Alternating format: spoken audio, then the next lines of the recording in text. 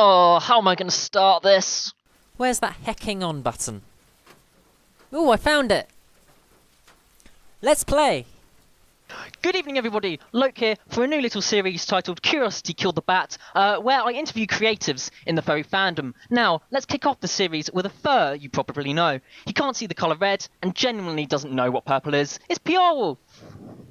Hey, you read my Twitter bio. Yes, I did read your Twitter bio. I like to do a little bit of research before interviewing people. Excellent. Yeah. But no, it is honestly a genuine pleasure to be able to do this interview with you. It was great seeing you at the YouTube for Confuzzled panel. It was really interesting talk as well. And yeah, I'm just happy to have this opportunity to talk to you a bit more. I'm glad you think so. I've never been interviewed before, so it's fun all round, hey? Awesome. It's all about having fun here. But yeah, you do talk about videos on YouTube a lot, and sort of like your own sort of like interest in YouTube and just making videos despite YouTube's current problems. But you say that you will keep making them despite not having a following, but perhaps. But how did you first discover the site when and what drove you to start producing videos? Well, how I discovered YouTube. Now, that was a while ago, so I'm old enough to remember before YouTube, just about.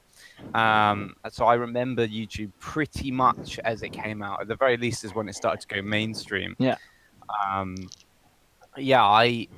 The first YouTube videos I remember watching were, your standard Nyan Cats and stuff like that back in the day. A classic. Yeah. I remember the Harry Potter Puppet Pals videos, which so good came back. But yeah, like stuff like that. But I didn't start my own channel until when did I start my first? Okay, technically like 2012. Okay. Because I was watching a lot of Yogscast and stuff like that. Yeah. They were probably my first inspirations on YouTube as far as creating things actually goes. But yeah, I would say around 2012, and I didn't really start making actual videos. I've always made videos of things, but uploading to them YouTube-wise was around 2014, 2015. I had a gaming channel. I still do, but I don't link it with this one. Yeah. And yeah, I mean, that never kicked off. The most views I ever got on a video was a couple thousand, but that was because it was a meme and entirely related to everything else that I was doing. Yeah. But yeah, my standard videos on there would get about like 30, 40 views. Yeah. But yeah, I guess it was the Yogscast and that sort of stuff that first got me into YouTube. Awesome, because yeah, I did like watch like the majority, I'd say about like 95% of your videos. Quite a few times to prepare for this interview, and yeah, there was that video where you cut together lots of your old gaming stuff, and that was really quite heartfelt. That was a really nice, sort of like genuine video. I really liked it. Yeah, one of my least viewed. No, it was nice. That one was one I made for myself, really. Yeah. It was nice to go back and see all of the other videos I've been doing and show to people really that although PR very much sort of appeared overnight, I have been making videos for such a long time. And actually my first video about Majura, my whole channel was up until very, very nearly it being released, just going to be uploaded to my other channel, just like a normal video on there, because it's not like I'm hiding it from my other channel. It's a more personal channel. And of course. Yeah, it's why if you actually watch my first PR video, there isn't PR in the video. Yeah. It's not in there. There's no image of him. It's all other videos because it wasn't a PR video. PR was just when I realized, maybe I should make my own channel for this video rather than mixing it with my other one. I was like, oh, God, I've got to quickly think of like a new channel. I've got to create a new account. So in the space of about 5 minutes, I went through my camera roll, found an old picture of a rabbit that I drew, and remembered what I called it, and called the channel PR Wolf. The Wolf was an entire like last second decision. I just threw that one on the end as well, and because that and then just clicked OK. So it was very much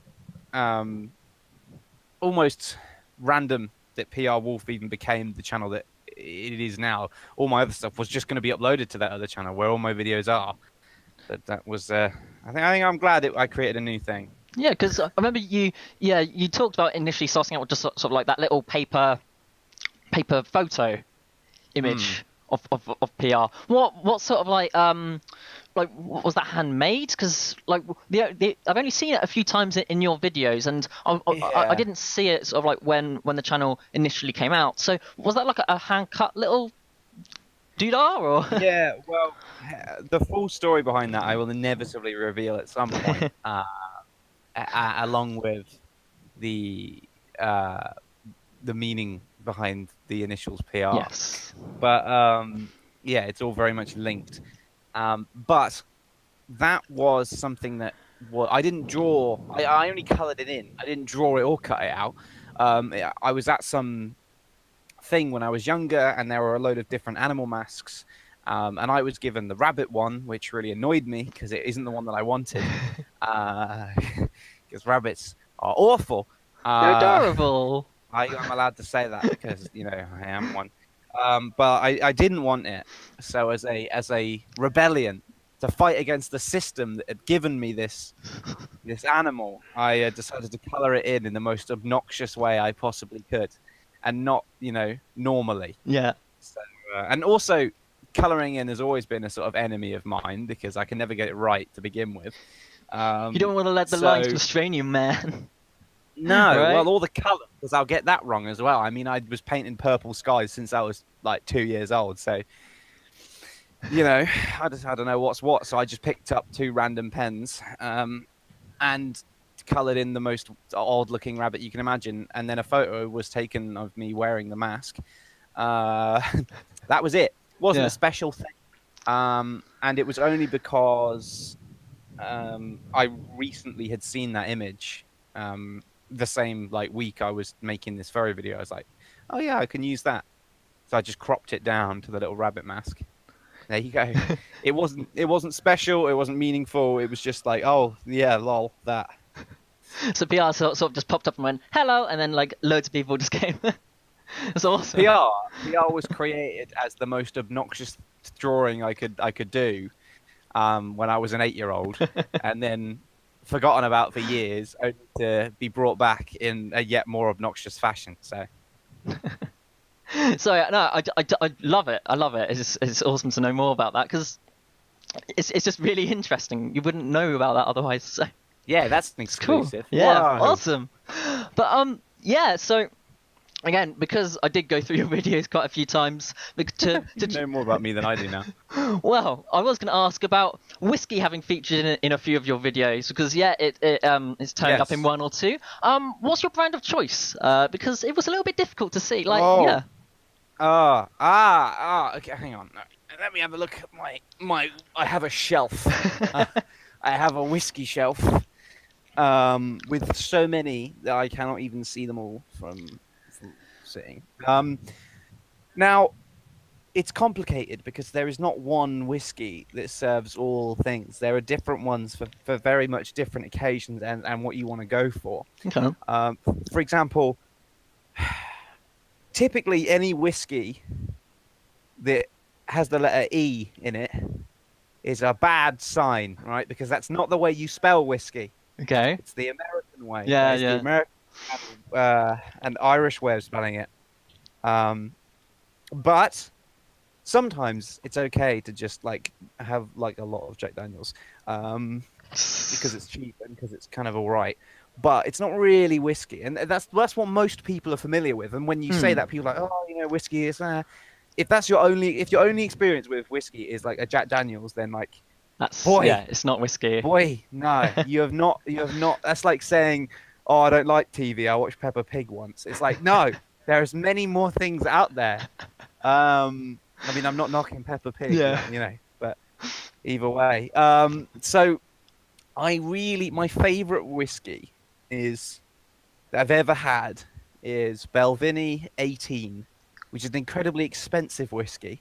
But, and I don't own that. I tasted it at some place because like a bottle of that is like in $200, Ooh. which is a bit much. Yeah. The most expensive one I own is a Demilly single grain Welsh whiskey, which is interesting because there's only two whiskey distilleries in Wales. This is one of them, and I went to it in person and met the guy who runs it, and like had a little wander around the place where they make it. I stuck my head inside the distilling machine, which was kind of fun. And yeah, I to get this whiskey, you have to be like on their I sound so pretentious. You have to be on their mailing list, Okay. so they email you because they only make about 500 bottles a year. So And then you could say you're somewhat a whiskey connoisseur then. yeah. But if you were to say like, oh, go to Asda and buy a whiskey, Yeah. and like a good all round whiskey that was kind of in the middle, Yeah. I would recommend two. I would recommend either the one I believe I was drinking in the Avery Miller video, which is an Ardmore. Ardmore, whatever age, like a 10-year-old one or whatever, is quite nice. It's inoffensive. It's in the middle. Most people will enjoy it.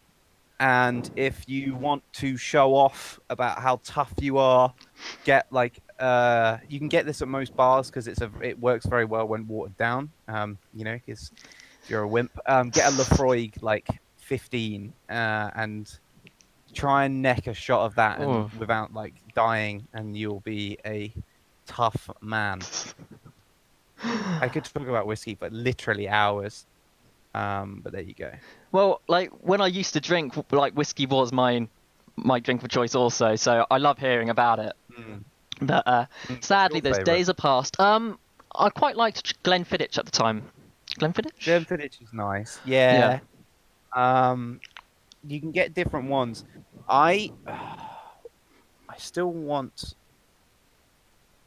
Hang on, is that Glenfiddich or who is it that does that one? One of them. They make an IPA mix, which is really interesting, and I want to try that because I like IPA. But I haven't had that one yet. Yeah, I was just thinking, it's like, yeah, was it Glenfiddich? I think it was Glenfiddich. But yeah, sorry, going off on a little brain tangent there. I have a habit of doing that on occasion. That's fine. But yeah, of course, you talked about doing that sort of like collaboration with Avery Miller. Of course, when it comes to any furry creative, you have to ask, how did you first discover the fandom? Oh God.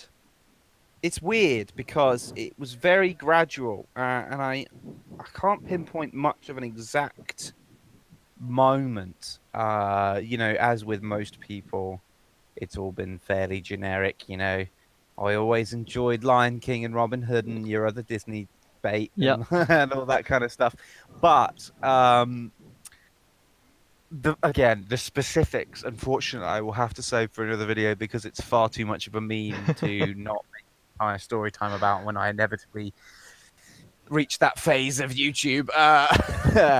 So I won't go into the hilarious specifics, unfortunately. That's quite all right. But the generic side of it is I was on YouTube and I saw some like really weird video with fursuits in it. Yeah.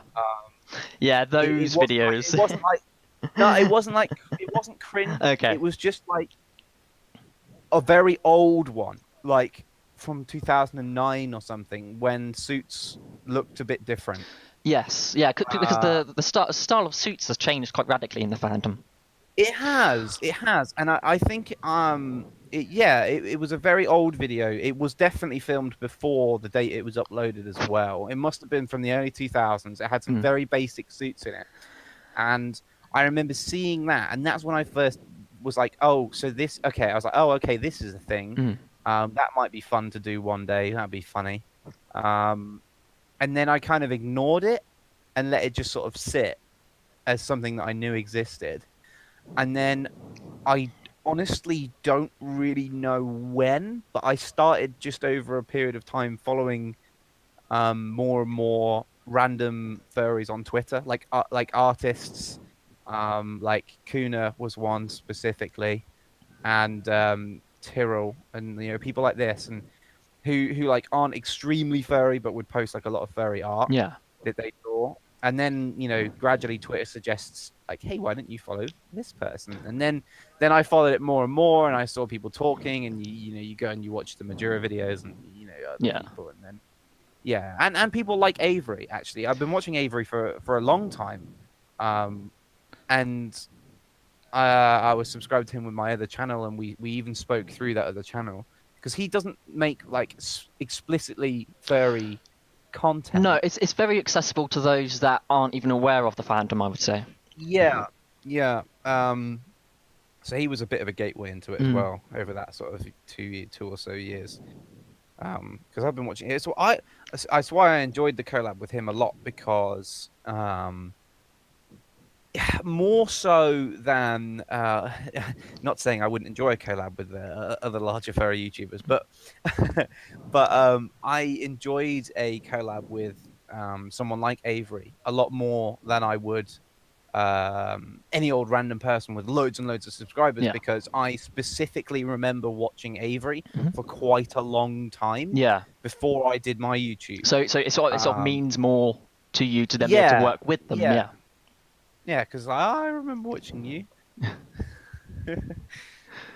Yeah. No, that's awesome. So would you say that over the course of making furry content, you've slowly developed sort of like an immunity to furriness, or have you sort of like is your body still retaliating against you, as it was in your past video, in one of your last videos? Yeah. Well, I said it doesn't agree with me. Yeah. Trying to claw me back. Well, it almost got me. I haven't made a video in a while. It almost got me. Almost got you, but it didn't get you quite. I'm still managing. Yeah. My next video, I've recorded and re-recorded, and I think it's on its 6th iteration now, 7th or 8th sort of idea. Yeah. It's had about 3 total rewrites, and this current version has had about 4 or 5 complete re-records. Okay. I suppose that is one of the things that's like, after coming back from a break, you want the new video to be like special. It's like you've got like when you said was it 84 subscribers was your goal or my goal, yeah. So then it's like when you said, oh, I've got an audience. It's like having to now sort of like 82 was my goal, because at the time my non-furry channel had 81 subscribers. Okay. So I wanted to beat that. And you did. Yeah. You definitely did. You smashed it out of the park. But like also one of your videos, which is my favorite, you talked about mongrels in one of your videos. It seems like you're quite a fan. Yeah, like I was going to ask, what do you think about other sorts of shows like it, and would you be able to tell a little bit about mongrels for those that might not have seen that video? Yeah, well, I love mongrels. I remember it came out around the same kind of time I realized that furries were a thing, and I was like, okay, this is probably linked in some way. But so I found mongrels very weird. It was on when it was on TV. It was on BBC Three quite late at night. And it was a while ago, because I was of the age where I was just starting to sort of stay up late. Okay. I was like, what can I watch on TV while everyone else in the house has gone to sleep? And I remember very clearly one of the advert, right? The only advert that I saw for mongrels was Nelson, who is a sort of slightly camp, quite desperate middle-class fox that sounds slightly like me. When I used to be able to do an all right impression, but I'm not going to do it now. But it's just him in his den, like sitting on a they're all puppets in Yeah. Mongols, and he's sitting facing the TV, and you can't see what's on the TV. You're sort of looking out from it, and you can hear Brian Cox, the scientist, Yeah. talking on the TV, and Nelson's just, you can hear his thoughts. He just says, is it gay to want one man's company this much? Maybe I should write to Brian. Maybe I should write him a poem. I bet he likes poems. And then he just says Ann Saunders out loud. And that was it. And it was a sort of 10-second advert of a fox saying he is in love with Brian Cox. Yeah. And I thought, what the fuck is that? What is that? So I'm just cracking up at this end because it's like that's a good impersonation, and you nailed like the progression. It's yes. I love Mongols as well. It's good. It was a good advert. Yeah. It had me intrigued. And that wasn't a clip from the show. Yeah. Like, that was the advert for it. And I was like, okay, wow, I have to see this now. And yeah, it's fantastic. It's a brilliant British comedy. And I know that the creators are supportive of furries as well, which is nice. I've spoken to some of them, which was interesting. And they've actually been to a con as well. They went to Eurofurence 2015, I think, and took the puppets along. So yeah, that's nice. More like Mongols is certainly underrated. It's a very, very good show. But I wonder because you talk about having talked to other creatives, you've collaborated with quite a few people in the fandom. What would be the one piece of advice for anyone starting out on a creative endeavor that you would give to someone?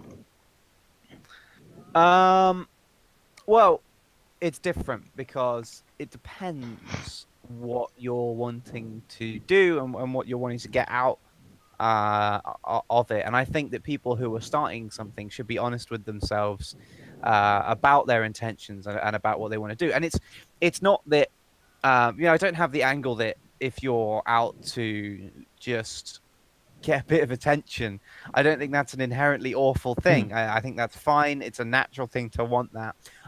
But if you're making your creative stuff for other reasons, if you're making it sheerly for experience, or because you're bored, or because you want to try your hand at new things, or whatever it might be, or you're trying to make the world a genuinely better place, or whatever you've decided is your goal, just try and make sure. Well, there's two different bits of advice.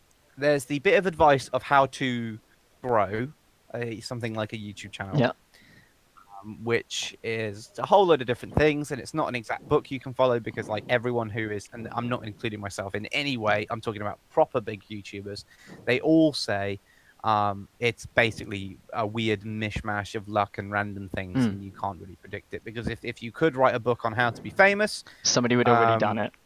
Yeah, somebody would have done it, and then they would have been famous, so they would have sort of won themselves, But so it's difficult. But if you want to, if specifically YouTube videos, because that's my area of expertise, at least here. I just said expertise, but it's what I do. Yeah, and you do it well, so I'd say expertise is a good adjective.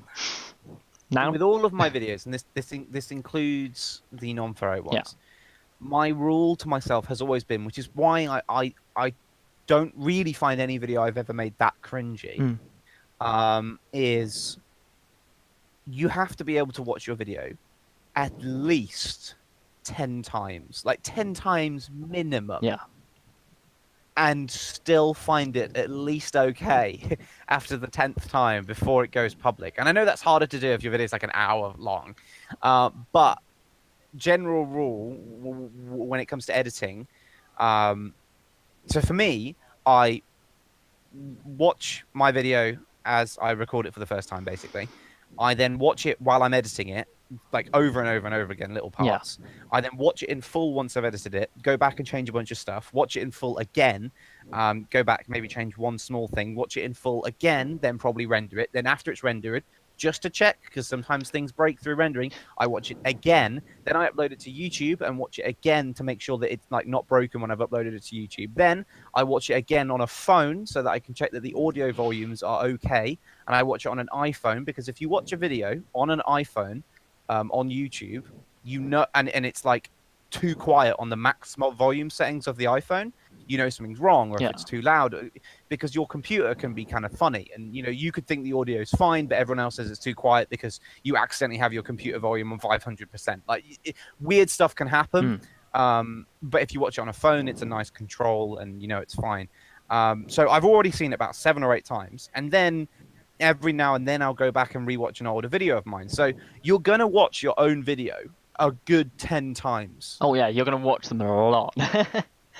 Yeah, and if you watch it 10 times through, if you're still happy enough with it to let it exist on the internet, then it's probably okay. It might not be the best thing ever, and you're probably going to make stuff that's better than it. But it's not going to be awful, because I mean, sometimes you watch stuff and there's like just random black frames like all over the place, or it just goes silent for like 2 minutes in the middle, or things don't make any sense. Like, you know, there are people, and everyone's done it like once or twice, but you know, there are people who consistently upload videos that they've clearly not seen all the way through themselves. Yeah. And if you can tell someone doesn't even watch their own video when they've uploaded it to check that it's okay, then you can see a lack of effort there. So my biggest piece of advice, and this goes, I guess, for artwork and for things as well, for other areas, if you can look at something once it's finished, and even if you don't love it, because a lot of people hate the stuff they make, but if you can look at it and just think, yeah, it's not broken, it's fine, then all is well, and you can upload it. Yeah, because it's just about, I suppose, you're eventually going to hate a piece of work that you do because you're going to see all the flaws in it. But yeah, when you then put it out there into the internet where nothing ever escapes, it's on there forever. Yeah, the thing is, it's better to be a little bit of a perfectionist and check that it's not completely broken than it is to upload a bunch of awful things. And maybe you're someone who, not you directly, but someone listening is someone who has got a bunch of stuff uploaded that they know, or they look back at and think isn't, you know, maybe the best. It doesn't matter. You can just start from wherever you are, wherever the next thing you do is, and make a conscious effort to check it, basically. I can still go back and watch videos I made 3.5 years ago. I do, actually, every now and then, just with my mates. Go back and we watch these videos that were all in from 3 or 4 years ago, and I still enjoy them. You know. Yeah, because you said you create content, or you create that content primarily for yourself and your friends, which is the most genuine way to do it. Because if you make something for yourself and you put those things out there, then regardless of what people think, positive or negative, then you've essentially done what you intended to do. You've done what you want to do. Yeah, my earlier videos, my earliest videos, I will admit, were me experimenting with creating videos and putting them out onto YouTube, hoping that people would watch them, etc. No one ever did. But after that, that was a very short phase. That was about a month, you know, during school. I was like, oh, let's try and do YouTube. I was like, oh, okay, that was difficult and didn't work. Let's not do that. But like all the other stuff that I did after that, which was a lot better, was not that the first stuff was terrible. It just wasn't, you know, funny. All the stuff I did after that, I only really uploaded to YouTube because YouTube is the most efficient way of sharing a video with someone. Yeah. If I wanted to send a 10-minute long video to my mate, the best way to do that, especially 4 years ago, was to upload it to YouTube and then send them the link. Yeah, the dark times where broadband was not as fast as it is now. Oh, I know, right? It's like the end of the world when you see kilobits per second. You're like, what? What's going on? It's horrendous. Yeah, but no, it's genuine YouTubers are those that will always sort of like get that following, because you can see that the person genuinely wants to do the thing that they're doing, and you can certainly see that with the content you produce. So the thing is, though, people it's nice because I can't remember who I saw say this, but it's nice to think, and you always have the examples of the people who have made it. This is a little bit bleak until the end, but but like it's nice because everyone who gets there, everyone who makes it big in entertainment, a lot of them will say like, oh, you've just got to try and believe and be a genuine person. And look, I did it, so you can. But you don't hear about the thousands and thousands of people who were genuine and nice and didn't make Yeah. it. That it happens a lot. And I'll be honest, especially on something like YouTube, it isn't always the case that the people who make the best stuff or care about things the most ever get any success. Yes. Um, Yeah. But so you don't be downhearted if people aren't watching what you make. The most important audience for anything you make is yourself. Yes. Most definitely. Because like YouTube is certainly saturated is probably the best word. YouTube is saturated with a lot of different content. Even furry YouTube now. Yes. Even furry YouTube, even though it's a small sort of community, it's very saturated with a lot of creators, which is a good thing, but it makes it harder to get your name out there. Most definitely. But yeah, you have contributed to the fandom positively in your own unique way. However, furry has both good and bad aspects, as every culture does, with the fandom being like just a microcosm of the wider world. So my question is, what do you personally think the future holds for the furry fandom? I see. I've been asked that before, and I don't know. I mean, ultimately, it will, as a lot of things do, gradually become more and more. I'm gonna have to disconnect my mic once. It's all right. A few moments later. Hello. Sorry, I had to disappear It's there. all right. Anyway, I'll start again. Yeah. A lot of people have asked me that question, and I think generally it will become more and more mainstream, like a lot of things do. Not in a sort of "hey, everyone will love furries, yeah, woohoo," kind of way. More in a just sort of it will generically be more known, in the same way a lot of other nerdy sort of fandom sort of groups have been, and the numbers will gradually grow. But ultimately, I don't see a lot changing that much. I think, as always, fursuits and what they are and who can have them and what they mean is going to change and evolve. I mean, look at the last couple of months, and fursuit eyelid things have like suddenly become a massive thing, and they're amazing as well. Like, it's such a little detail that once you see them, you think, why weren't people using these for years? Why haven't these been a thing all along? Because they add so much character, especially for video making. They sort of came from nowhere, and I'm sure lots of other little developments and things will happen as far as fursuits are concerned, and big artists will come and go, and all the main things within the fandom will gradually move on, as they always do. But I think it will just generally become more understood, more mainstream, more known, and because of that, it will become more capitalized on, in the same kind of way as you see it happen quicker with a fandom of something more acceptable, like a TV show. If a new TV show comes around, it's sort of unheard of for a little bit, and then people pick it up, and then it gets more popular, and then there's like a cult following, and then suddenly, it grows and it grows and it blows up, like Game of Thrones. All right, series 1 and 2, it was, people knew about it, people talked about it, nerds liked it a lot, but it wasn't really out in the mainstream. You look at today, though, there's clothing with it everywhere. It's like a big brand. I'm not saying furries will reach that level, but I'm saying eventually it will just be a more accepted thing. There will just be mainstream jokes or clothes, or like you will see probably at some point a backpack with like furries on it, and it's like like you can slowly see just it being integrated more, like just gradually. It's like you've got bat backpacks, you've got sort of like just little hats, like little animal hats are becoming more of a thing. I think it will mainly stay the same with a few little evolutions here and there. But I think the biggest noticeable difference is very simply in 10 years' time, more people who maybe aren't in the fandom will be able to see furry stuff and go, oh, that's some furry stuff. I'm not saying everyone will be one. I'm just saying more people will be like, oh, Yeah, it's that thing. That's a furry thing. They exist.